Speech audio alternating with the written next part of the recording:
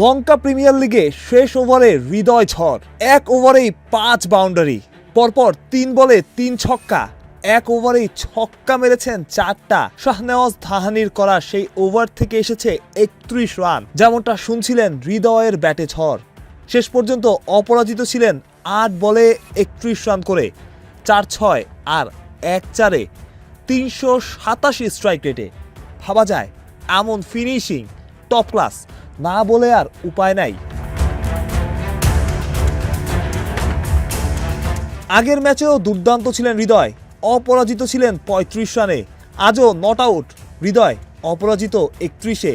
তবে আজ 8 বলে দুর্দান্ত ব্যাটিং হৃদয়ের ব্যাট থেকে। ব্যাটিংয়ে নেমেছিলেন 6 নম্বরে, দলেরও ছিল ভালো অবস্থা। সেখান থেকেই 200-র গন্ডি পেরোনো হৃদয়ের ব্যাটে।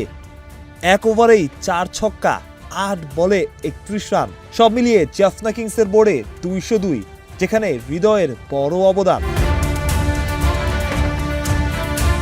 টুর্নামেন্টের মাঝপথেই জাফনার হয়ে খেলতে গিয়েছেন হৃদয়। একই দলে আছেন সাকিব আল হাসান। বল হাতে সাকিব দুর্দান্ত, তবে ব্যাটিংয়ে কাজটা করছেন, বাংলাদেশের প্রতিনিধিত্ব করছেন তাওহিদ হৃদয়। আজকেও দুর্দান্ত, বল খেলার সুযোগ পেয়েছেন কেবল 8টা, সেখানে 31।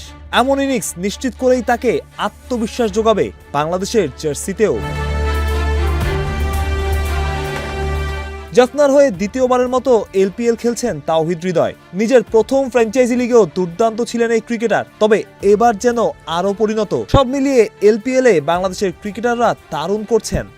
সোহান থেকে সাকিব, সাকিব থেকে হৃদয়, কারো ব্যাটে রান, কারো বল হাতে উইকেট। বলা যায় চলছে বাংলাদেশের জয় জয়কার। হৃদয়ের এমন ইনিংস দেখা চোখের শান্তি।